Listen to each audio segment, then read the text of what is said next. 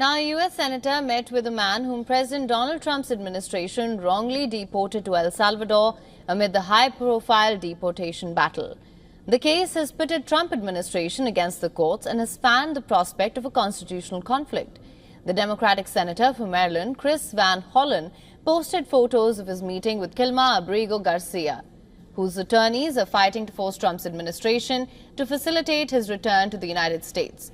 The meeting comes hours after Van Hollen said he was denied entry into a high-security prison in El Salvador while he was trying to check on Garcia. The White House has called the U.S. senator's claims appalling. El Salvador's President Nayib Bukele also posted images of the meeting. In a sarcastic remark, he said, and I'm quoting him here, "Garcia miraculously risen from the death camps and torture, now sipping margaritas with Senator Van Hollen in the tropical paradise of El Salvador." Minutes later, Bukele goes on to say that Garcia will stay in El Salvador's custody. The odd setting is an apparent jab at Democrats and others in the U.S. who had speculated wildly for days that Garcia may have been hurt or killed during his incarceration in the country's infamous mega prison complex.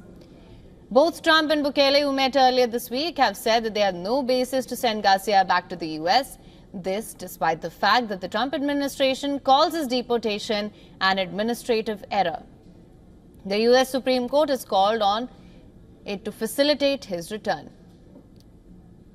And if he ever ends up back in the United States, he would immediately be deported again. Nothing will change the fact that Ábrego Garcia will never be a Maryland father. He will never live in the United States of America again. Trump officials have claimed that Garcia, a Salvadoran citizen who was living in Maryland, has ties to the MS-13 gang. His attorneys say the government has provided no evidence. He has never been charged with any crime related to such activity. Along with Garcia, the Trump administration has deported hundreds of people, mostly Venezuelans, who it claims are gang members, without presenting any sort of evidence without a trial.